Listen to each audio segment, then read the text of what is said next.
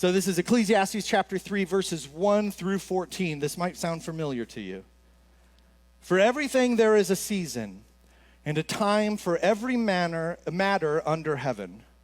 A time to be born, and a time to die. A time to plant, and a time to pluck up what is planted.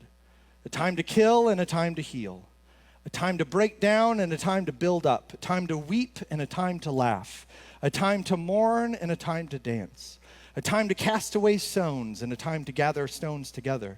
A time to embrace, and a time to refrain from embracing.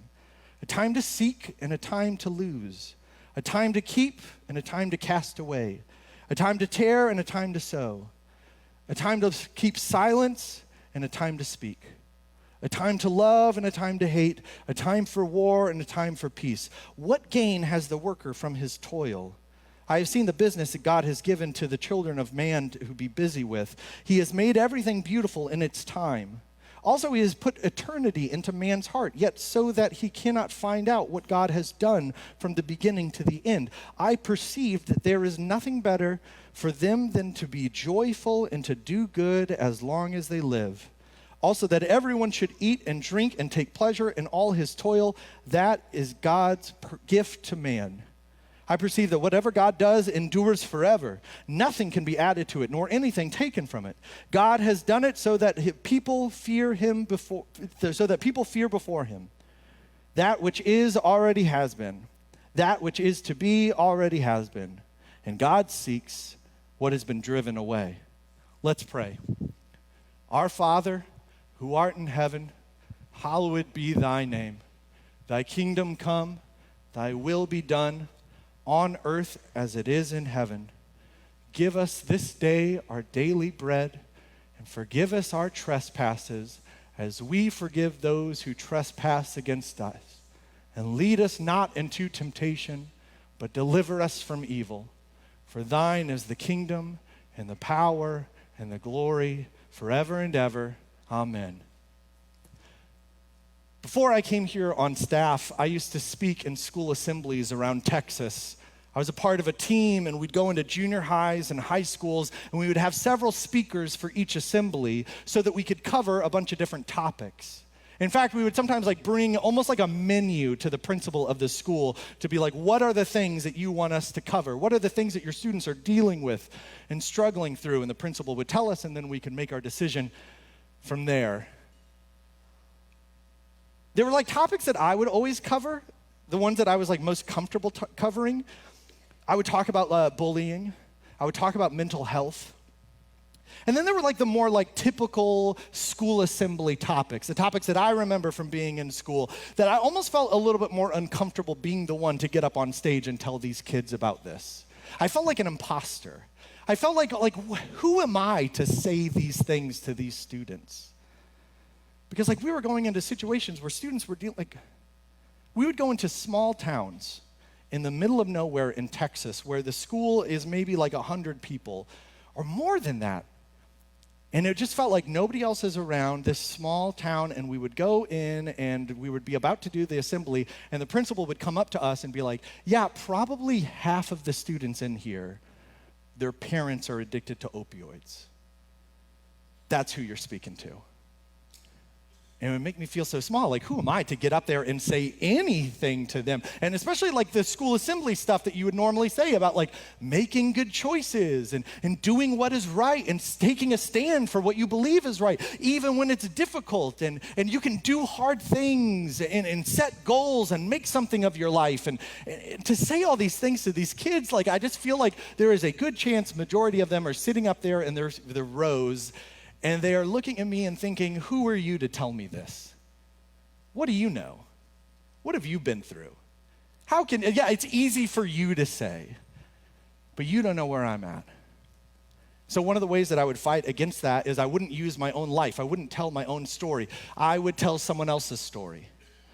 I would tell the story of Viktor Frankl, who was a psychologist in the 1930s. He lived in Austria, and his main work, his life's work, was this idea that the greatest thing that we are searching for in life is meaning and purpose. And if you have meaning, if you have purpose in your life, then you can survive the suffering that life has for us. In fact, he would use a Nietzsche quote, which is, "He who has a why to live for can bear almost any how." If you have a why to live for, you can bear almost any how. And so Frankel is working on this idea, and what does it mean for counseling and therapy, and what does it mean for how we help people? And he is working on this book that it's his life's work. And he gets to the point where it is almost finished. But he's in Austria in the 1930s, and he's Jewish. So he gets taken to a concentration camp.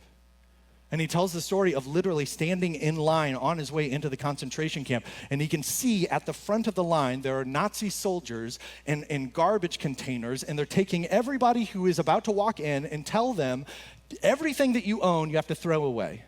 Everything that you have brought with you, throw into the trash. And so person after person goes in with absolutely nothing. And Victor is literally holding in his hands the manuscript for the book that he has been working on.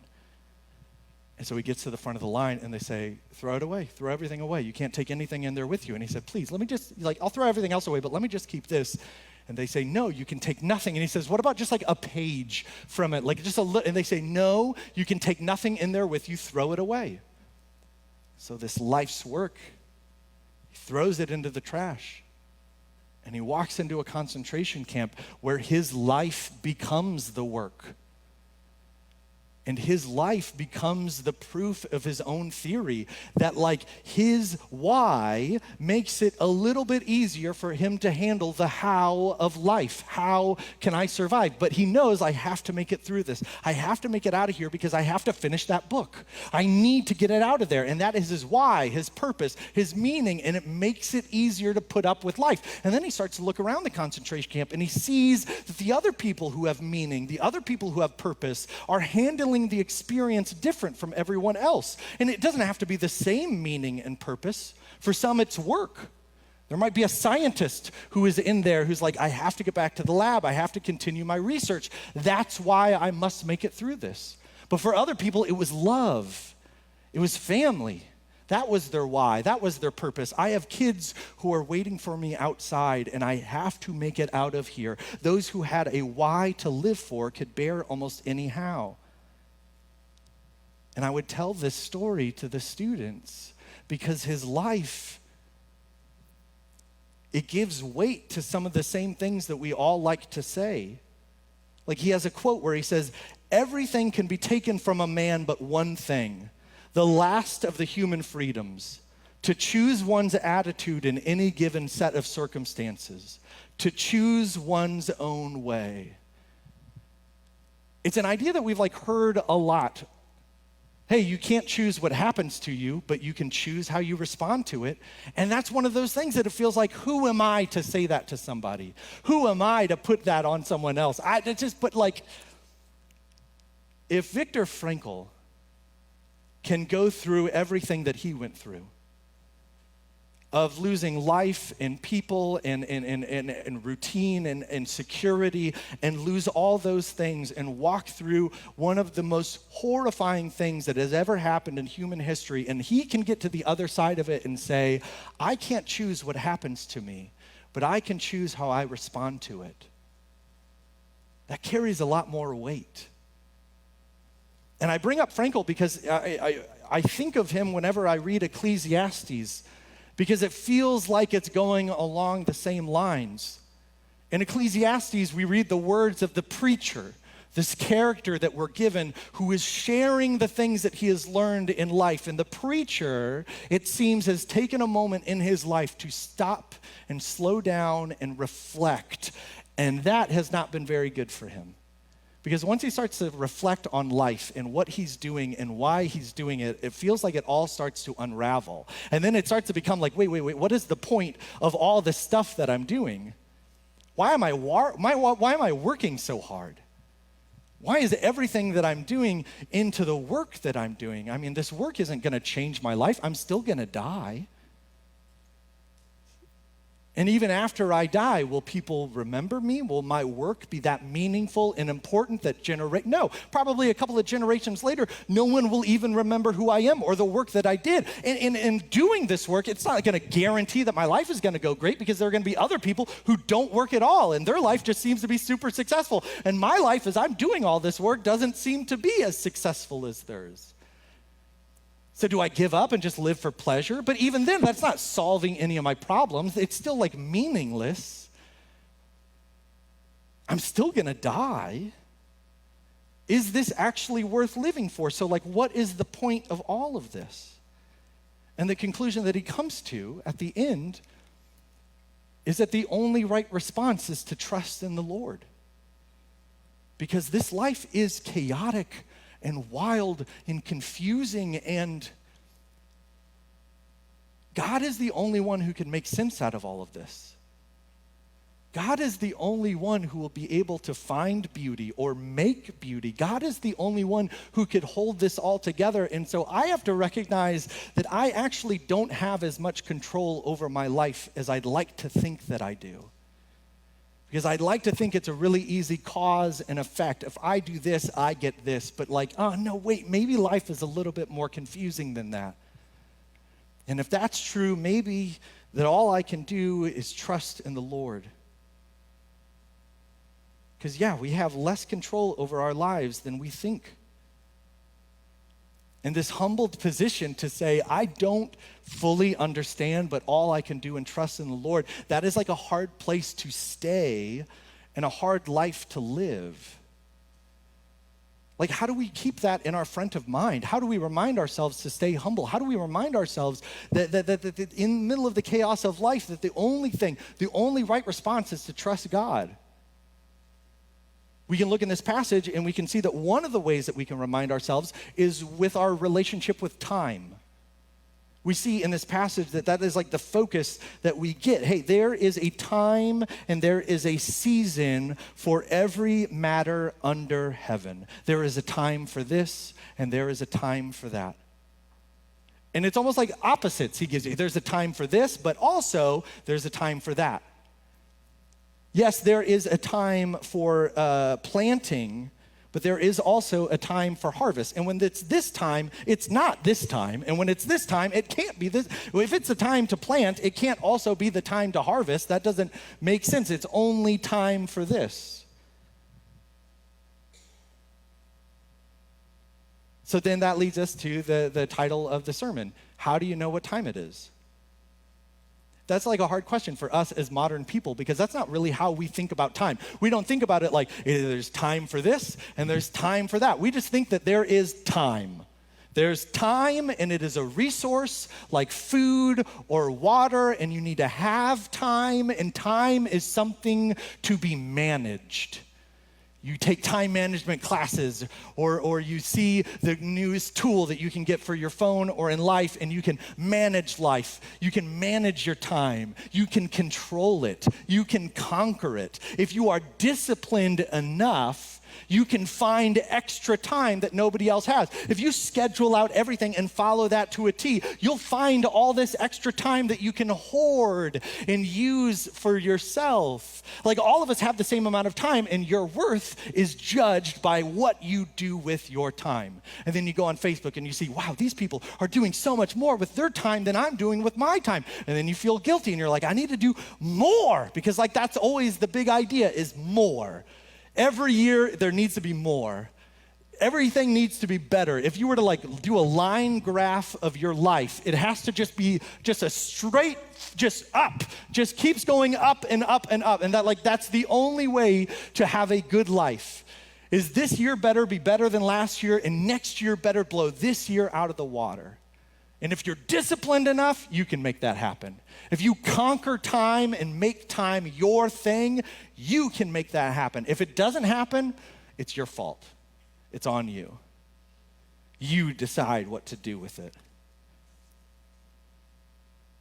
But in the it's technology that does that. Technology is our way of like putting a buffer between us and the rest of creation. that I don't have to follow the rhythm and flow of the rest of creation. Because think about life before technology. When did people in the Bible times know it was time to stop working? When the sun went down. And then you're done. You're not working in the field anymore. The sun is gone. It is time to stop. When is it time to stop working outside? When the winter comes. I can't control it. I can't stop it. But now I can turn a light on at 3 o'clock in the morning. And I have internet access at home, and everything that is at my office I can have here. And so when is it time to stop working? I don't know. I don't know what time it is, because there's just time and you can do it. I mean, if you have one free moment, it should be used for something. Find a thing to fill that time. You can waste time. The greatest fear that we have. But is that the way? Does anyone else see the bug that's on the, no one? Okay, I'm so sorry. I should have just done it without saying anything, but then you guys would have known. I didn't know if it was big. It was really big too, so I was afraid you guys couldn't see it. There's a time to kill and a time, no.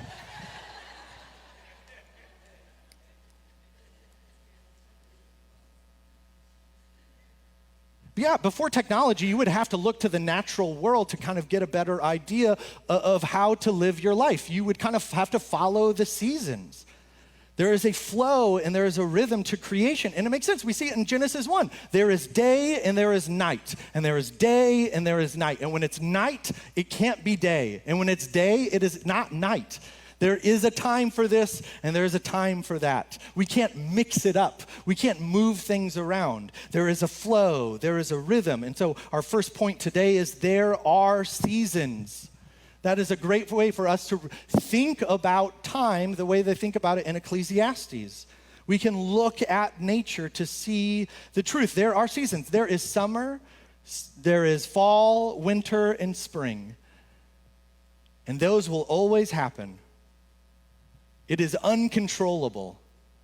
We can't skip winter and go straight to spring. No, we have to go through winter. That's the only way to get to spring. Can't just skip it, or you can't just stay in winter forever. No, the season will move on. It's uncontrollable. You can't skip it, and you can't pretend like you're not in the season that you're in. If it is winter and you're walking around in swim trunks like, spring break, baby. No, that's one, you look foolish, and two, it's gonna cause problems for your life. To fight against the way the rest of the world is going. It's uncontrollable. You can't skip seasons. There's a season that you're in right now. Like, whenever I see someone with a baby, my first thought, this is so silly, my first thought is, one day that baby is gonna know how to drive a car. And I always bring that up to the parents, and then they give me a look like, don't even say that.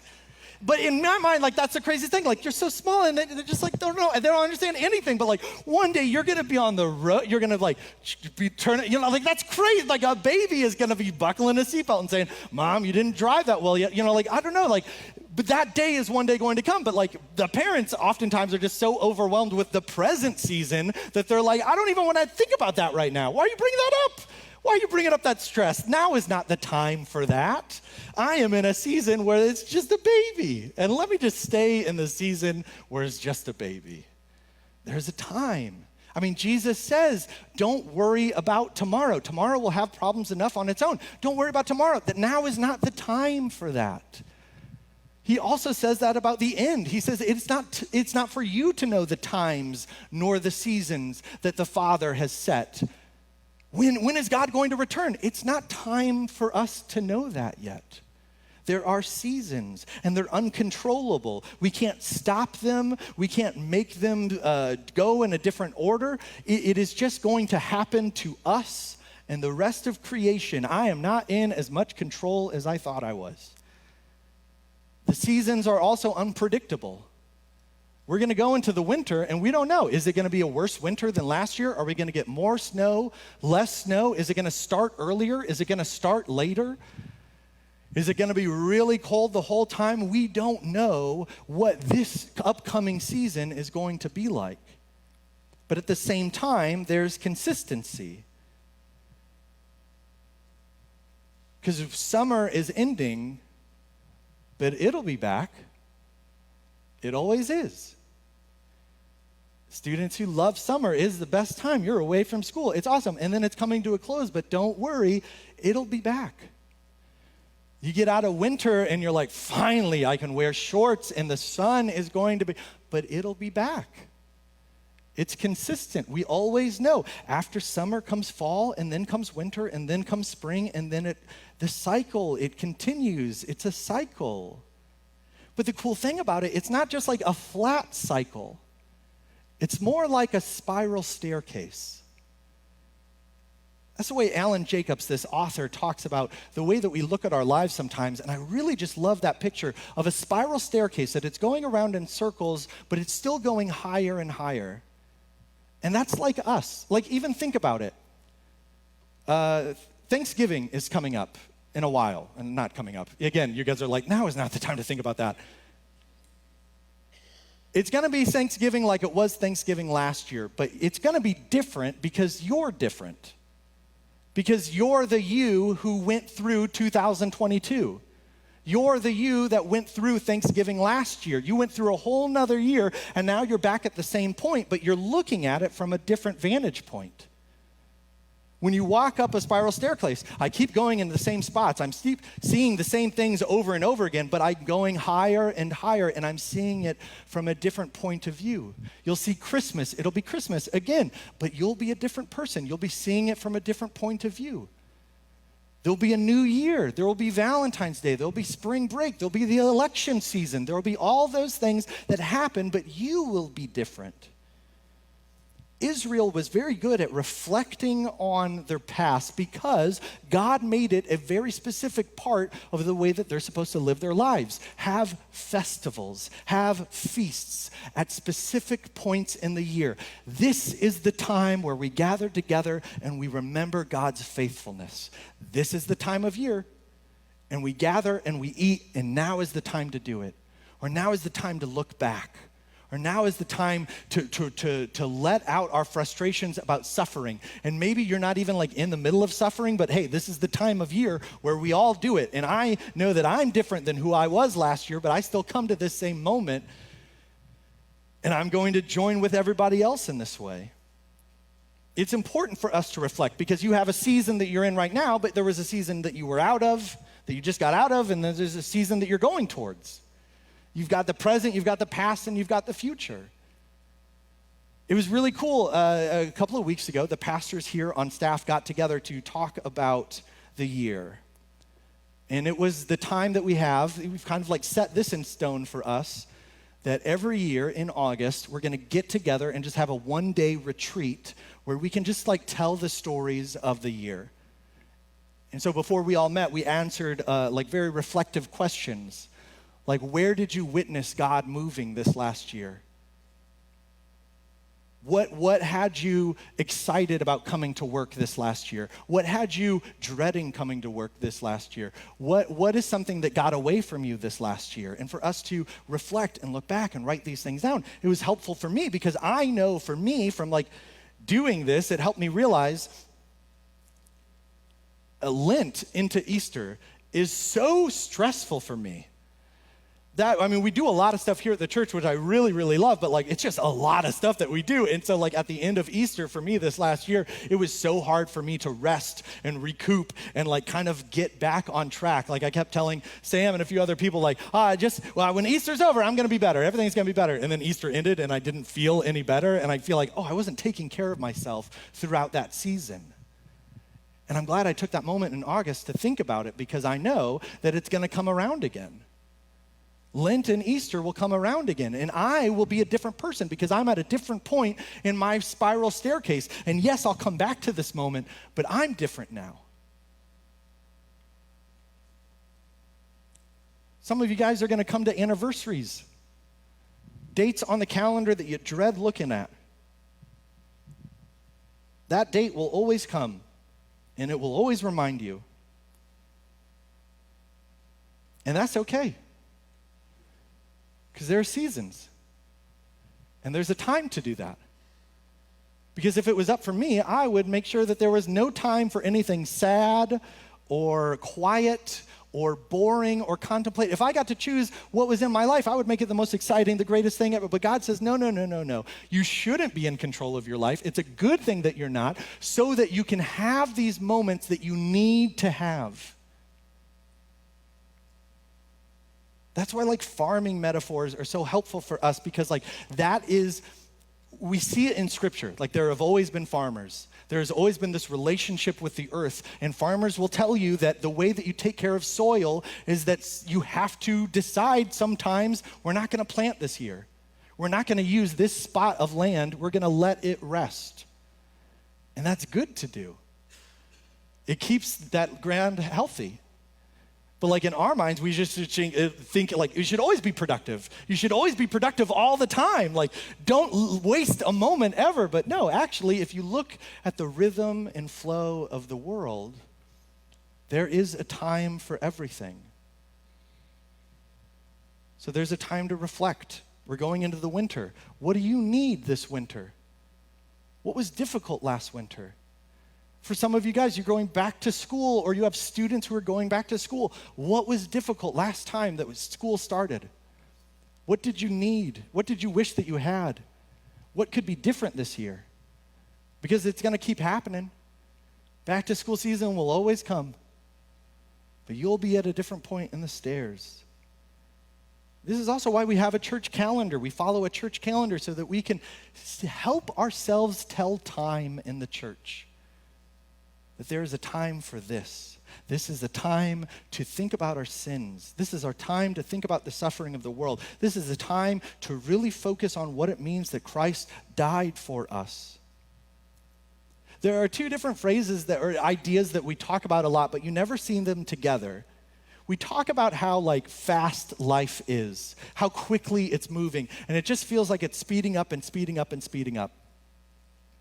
But we also say, a watched pot never boils.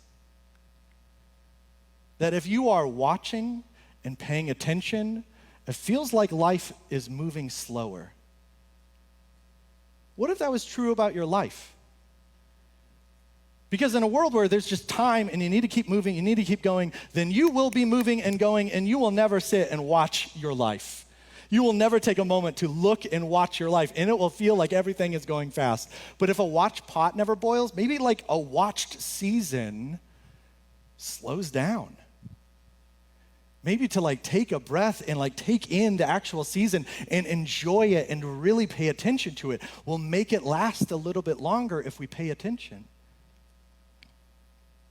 There are seasons. But point number 2, there is more to reality than your season. This is what the Sabbath is meant to teach us. That yes, it is a time to plant, but not today. Today is a day to rest. Or no. It's a time to harvest, but not today. Today is a day to rest.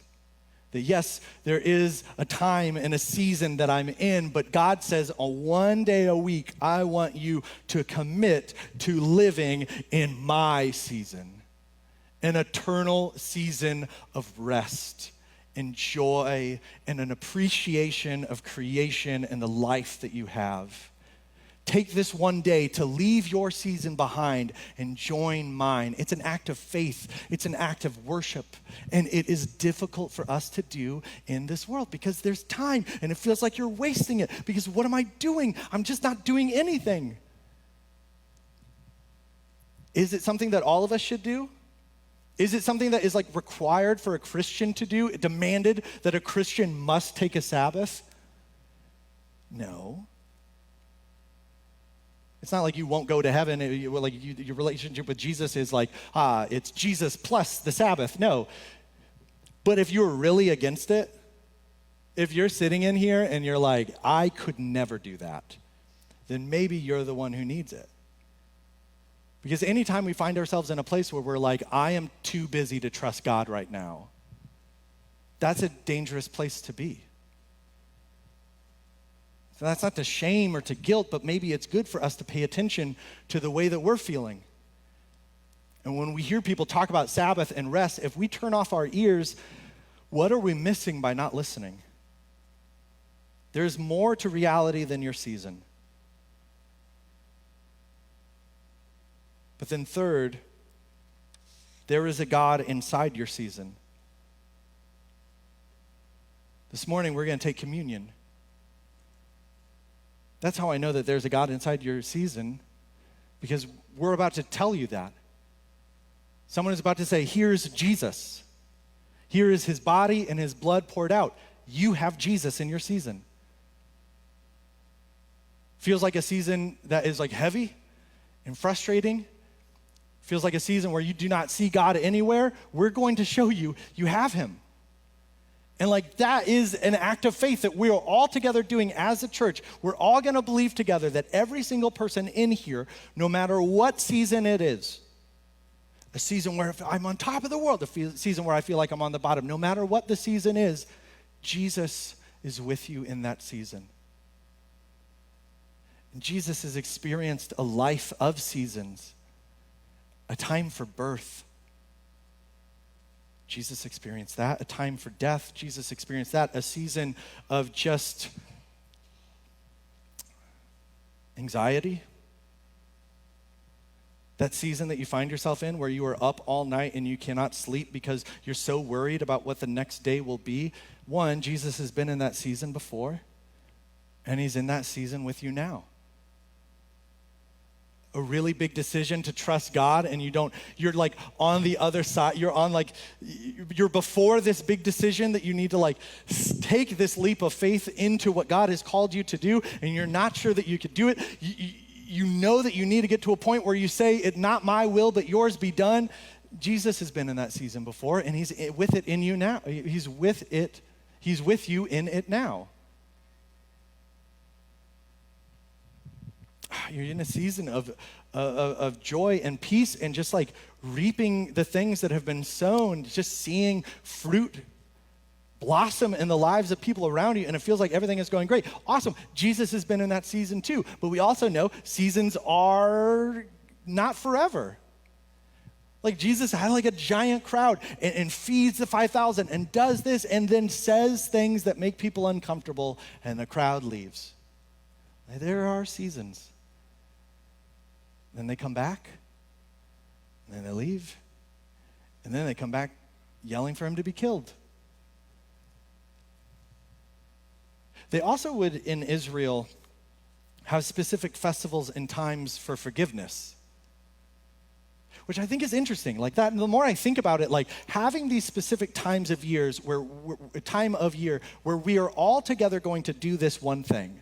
This is the time where we're all going to forgive debts and forgive people.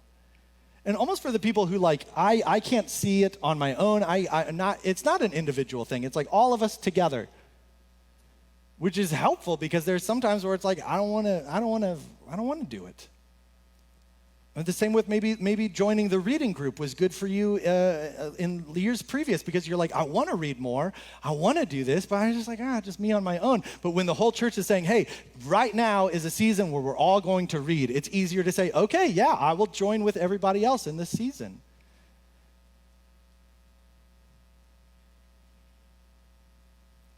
How do you know what time it is? What time are you currently in? What season have you walked out of, and what season are you walking into, and what do you need to walk into it? A really helpful thing to do is if you have a friend or know someone who struggles with depression or anxiety, is when they're not in that season where they're struggling, maybe they're going through a time where everything seems pretty good right now. That would be a great time to ask them questions about like, hey, what is it like for you when things become overwhelming? What do you find helpful during those dark times? What do you wish people would do for you when you're going through that. And to get that information before they go through the season, because yes, you can still ask those questions when somebody's going through it, but it's sometimes a lot harder for us to admit the answers to ourselves. Because like there's a time to teach someone how to swim, but it is not while they're drowning. Not like while they're drowning, be like, all right, here's what no, you just save them, you save them, you save them. And then you can teach them how to swim. But sometimes we want to do that. Somebody's like suffering, and we're just like, here's the Bible, just figure it out. Like, no, there is a time for that. And there is a season. But there is a God who is outside of your season, who is stronger than your season, who will not be stopped by what you're going through. There is a God outside of your season, but there is also a God who is meeting you in the middle of it. And he's with you right now.